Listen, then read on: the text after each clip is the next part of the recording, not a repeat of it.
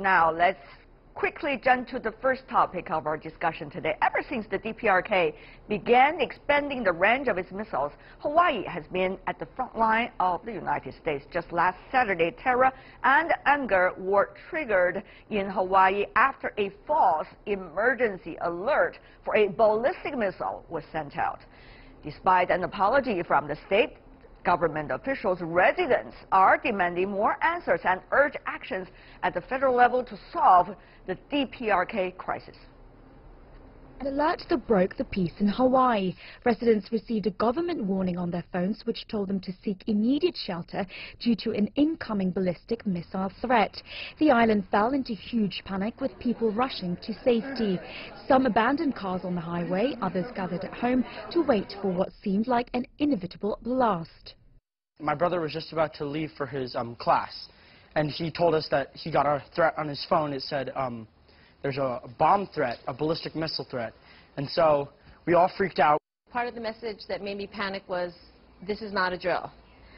And I went into Mama Bear mode. The disorder and confusion lasted some 40 minutes until a second alert said it was a false alarm. Authorities immediately apologized and blamed the incident on human error. This should not have happened. We are investigating the sequence of events that occurred. An error was made in emergency management, which allowed this false alarm to be sent. The fallout of this incident is still lingering. Residents are demanding more accountability on the cause of the error. Some officials have also urged U.S. President Donald Trump to directly negotiate with the DPRK to thoroughly remove such a threat. This incident has since sparked worries that U.S. residents may not take future government warnings seriously, even the real ones.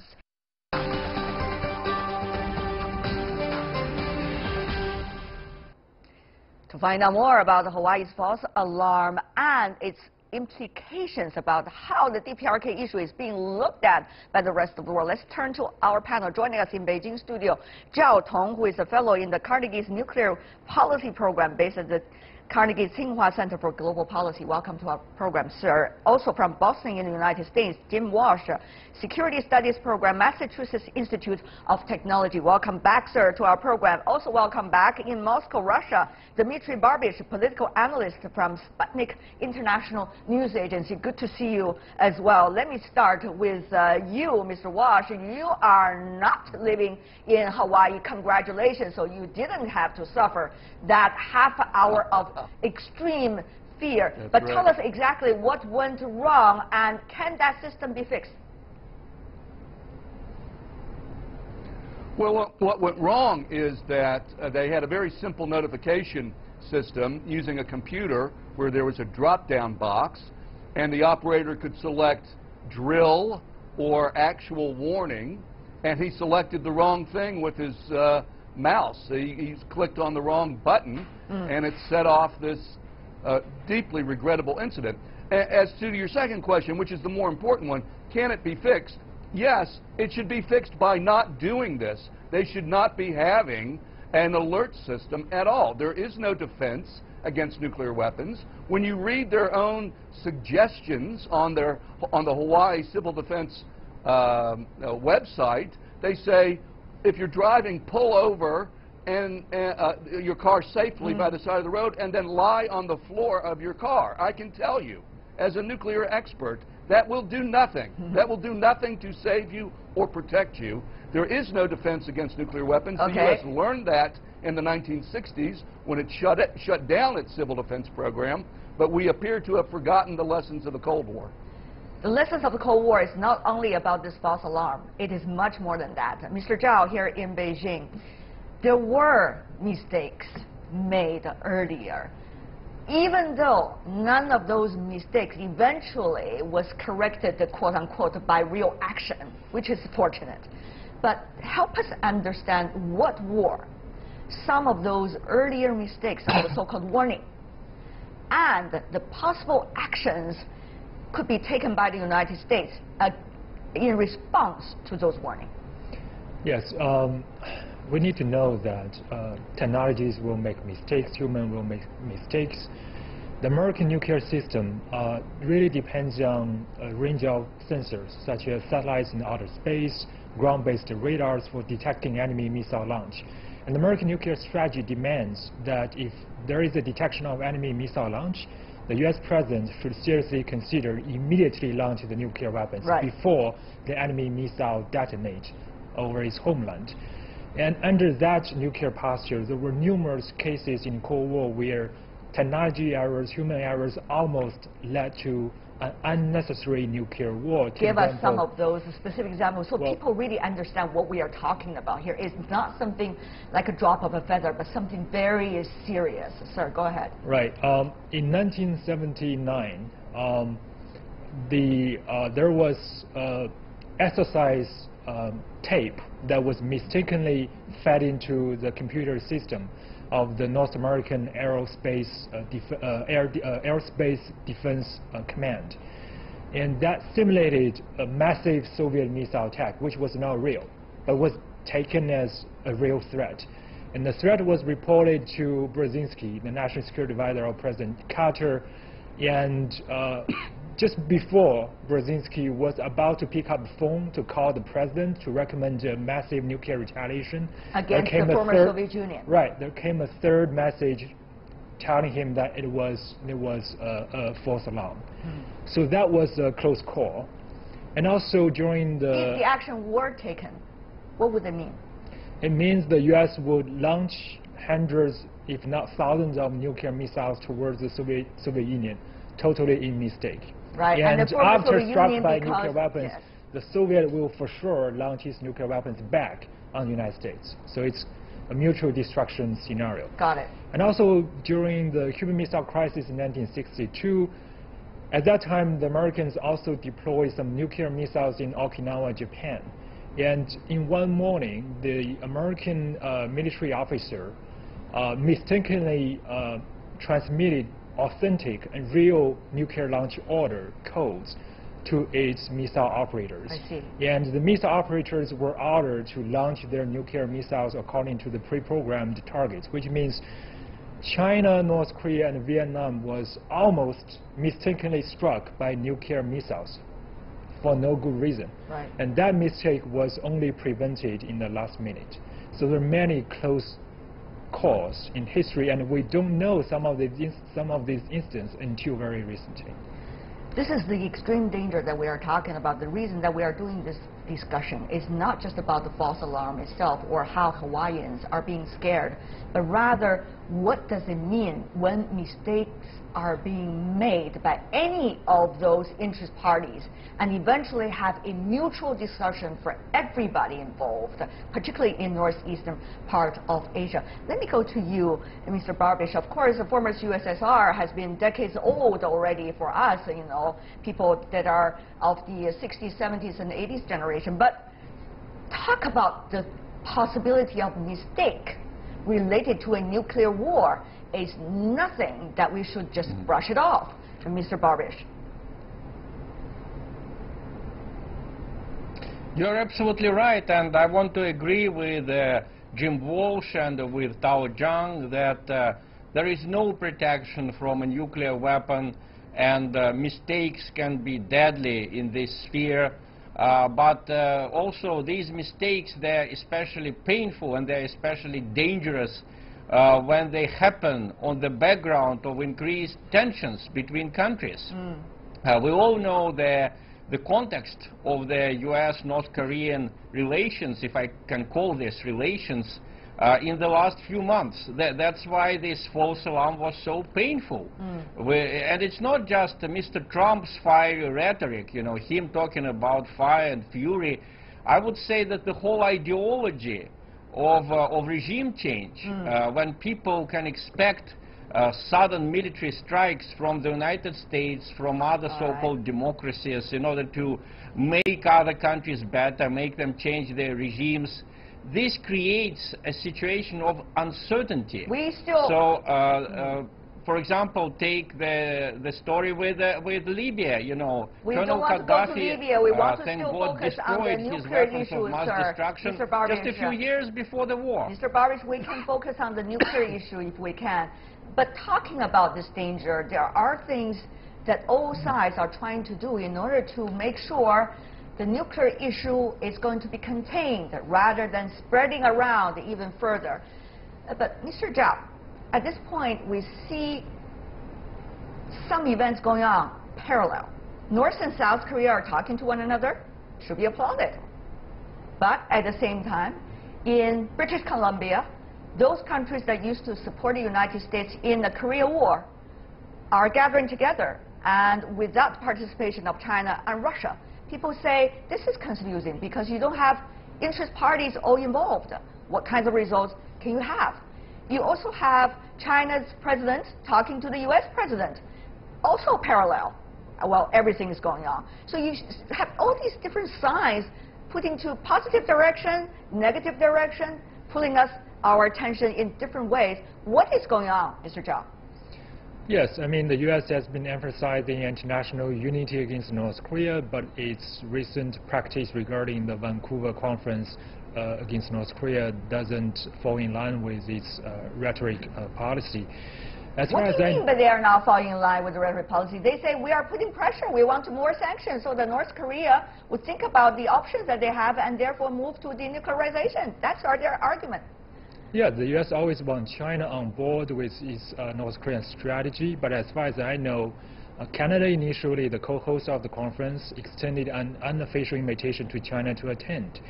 But then the United States intervened, and it wants the conferences to focus on the maximum pressure strategy. It doesn't want the discussion to be distracted, doesn't want to discuss the Russian or the Chinese double suspension strategy.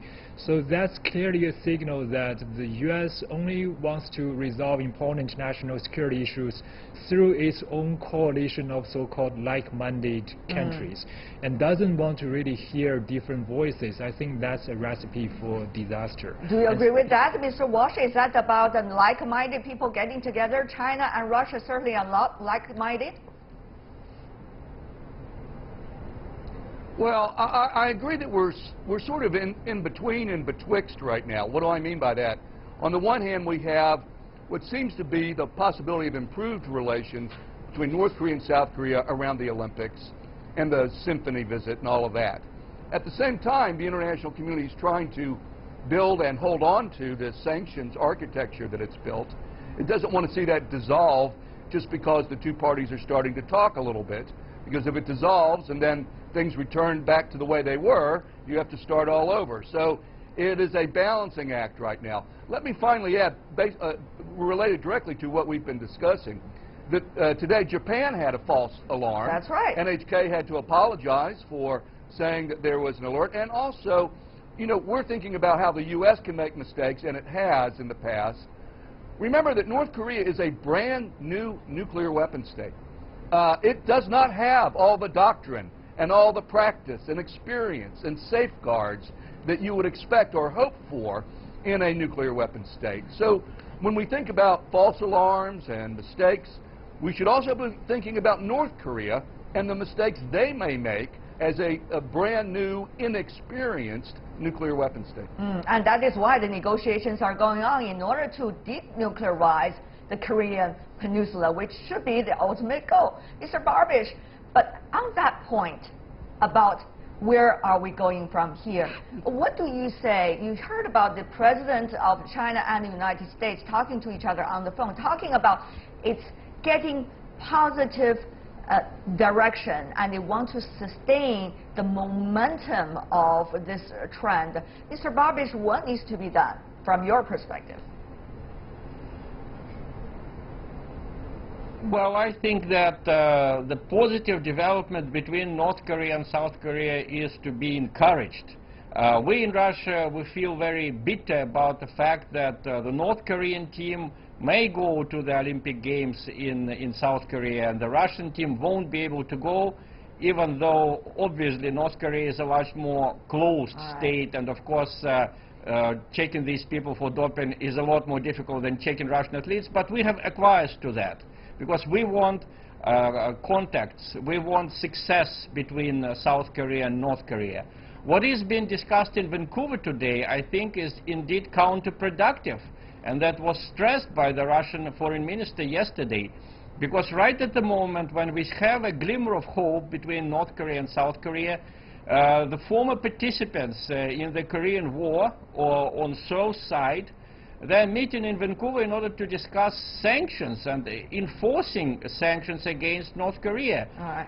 These sanctions, they include not just the prohibition of selling weapons to North Korea, they also include the possible prohibition of deliveries of fuel to this rather small and pretty cold country. That can lead to a humanitarian disaster. Wow. And when you have a disaster, you can have inadvertent wars because people may be just driven desperate. Okay, when it comes to so, fuel, of course, what is to be done? I think it can be summarized in one word: detente. You know, de-escalation. That's what we need right now. Okay. We need to step away from the dangerous rhetoric which made this false alarm so tedious for people in Hawaii. De-escalation, what needs to be done? Mr. Zhao, from your perspective, are we increasing our hope of solving the problem, or are we diluting the current, a little promising trend that we are seeing right now, Mr. Zhao? I think basically we are facing two objectives. One is to increasing the pressure to force North Korea to make major concessions. The other objective is to reduce the risk of an incidental nuclear exchange with North Korea. And sometimes these two objectives work against each other. And explain, please. In order to make North Korea make major concessions, you have to make sure to North Korea that it understands that the real risk of a military strike against it is very high. Therefore, North Korea, you should probably think very seriously of making concessions. Otherwise, you have to face this real risk of military strike. But at the same time, an increasing level of military strike also increases the chances of mistakes leading to incidental nuclear war. So the reason why the Hawaii forced alert became such an issue is precisely because it took place against a background of very high tensions. If it happened in a peacetime, no one will be concerned. Everyone will know immediately it's a false alarm.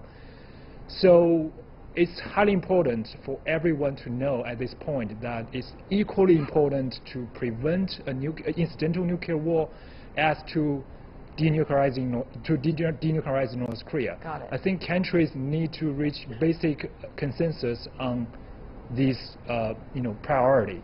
We've been reading stories of people in Hawaii, how they are functioning themselves within those 30 minutes, which is very fearful for them, how they were contacting their friends and relatives, how they felt about the world after that 30 minutes of fear and extreme danger.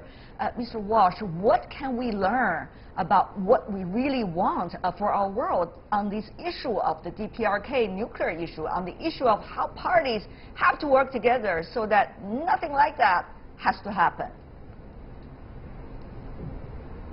Well, for those 30 minutes in Hawaii, this discussion of a possible conflict with North Korea was not theoretical. They honestly believed that it was real. And it serves as sort of a dress rehearsal, if you will. This is serious business. And, you know, the pundits talk back and forth, but if there were actually a war, it would be unimaginable, the consequences. And I think, as I said, I think the whole idea of having this civil defense system is stupid.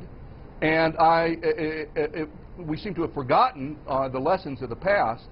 But the consequences are real. You know, when there are terror attacks, I've studied this, there can be psychological injury. I am sure there are people in Hawaii, expectant mothers, children of a certain age, people who have pre-existing mental health challenges. These people were injured by this, and they will be suffering the consequences of this for some years to come. And so that's why having a system that yields no benefits whatsoever, but only scares the hell out of people and causes psychological injury, we really have to rethink that. The Hawaiians have to go back to the drawing board, and I would urge them to scrap the whole system. We have talked a lot, gentlemen. We have talked a lot before as well, but this issue, the Hawaii false alarm, is not an incident of its own, but rather it is an incident that should provoke further deep thoughts from all parties about what kinds of world, and especially this region, that we really want, and how can we make that happen. Thank you so much for the three of you for being with us, gentlemen. Zhao Tong, Jim Walsh, and Dmitry Babich. Really appreciate it. Thank you.